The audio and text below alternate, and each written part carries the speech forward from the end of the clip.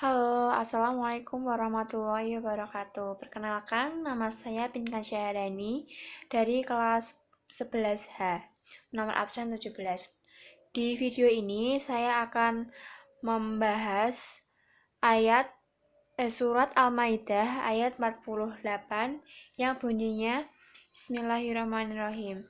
Wa anzalna ilaikal kitaba bil haqqi wa musaddiqal lima baina yadayhi minal kitabi wa muhaimin alaihi fahkum bainahum bima anzalallahu wa la tattabi ahwa'ahum amma ja'aka minal haqq likullin ja'alna minkum syir'atan wa minhaja walau sya'allahu la ja'alakum umtau wahidatan walakin liyabluwakum fima atakum fastabiqul khairat illallahi marji'ukum ja'iman fayunnabi'ukum bima kuntum tahtalifun, yang artinya,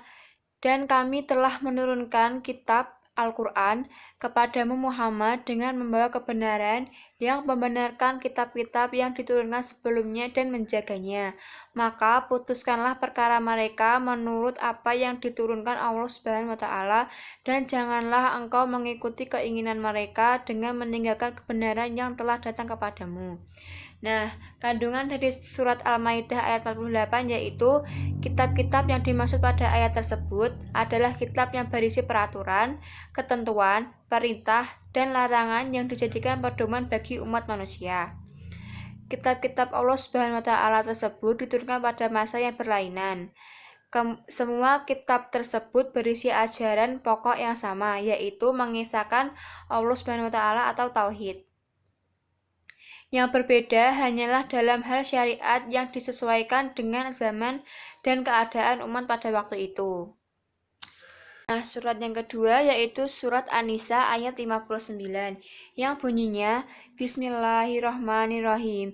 Ya ayyuhalladzina amanu atiullaha wa atiur rasula wa ulil amri minkum fa in tanaza'tum fi syai'in farduhu ilallahi wa rasuli in kuntum tu'minuna billahi wal yaumil akhir dzalika khairu wa ahsanu ta'wila, yang artinya, hai orang-orang yang beriman, taatilah Allah dan taatilah Rasul-Rasulnya dan ulil amri di antara kamu. Kemudian, jika kamu berlainan pendapat tentang sesuatu, maka kembalikanlah ia kepada Allah, Al-Quran, dan Rasul Sunnahnya. Jika kamu benar-benar beriman kepada Allah dan hari kemudian, yang demikian itu lebih utama bagimu dan lebih baik akibatnya. Nah, kandungan dari surat An-Nisa ayat 59 yaitu ketaatan mutlak kepada Allah dan Rasulnya. Orang-orang yang beriman wajib taat kepada Allah Subhanahu wa Ta'ala dan Rasulnya secara mutlak, yakni mengamalkan Al-Quran dan sunnah Rasulullah SAW. Yang kedua, taat kepada ulil amri. Wajib taat kepada ulil amri selama tidak bertentangan dengan ketaatan kepada Allah dan Rasulnya. Jika ulil amri memerintahkan sesuatu yang bertentangan dengan Al-Quran dan sunnah Rasulullah atau untuk bermaksiat kepada Allah, maka tidak ada kewajiban untuk menaatinya. Kembali kepada Al-Quran dan hadis. Al-Quran dan hadis adalah sumber hukum Islam. Ketika ada hal-hal yang diperselisihkan, harus dikembalikan kepada Al-Quran dan hadis. Keempat, hasil rujuk kepada Quran dan hadis.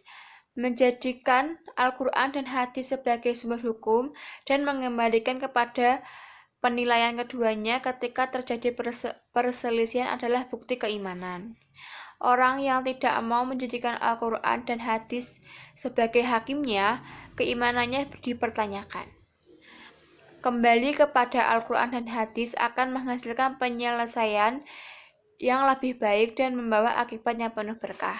Nah, Itu tadi adalah kandungan dari surat An-Nisa ayat 59. Sekian video dari saya. Mohon maaf bila ada kekurangannya. Wassalamualaikum warahmatullahi wabarakatuh.